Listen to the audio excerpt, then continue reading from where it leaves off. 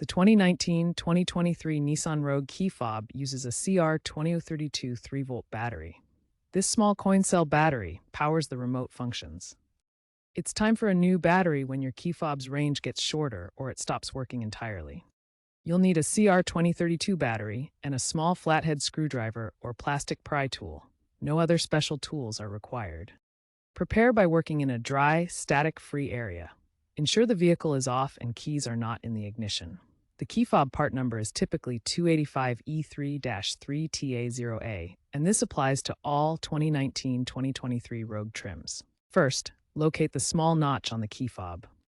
Gently pry it open. It's a snap-fit design, so there are no screws.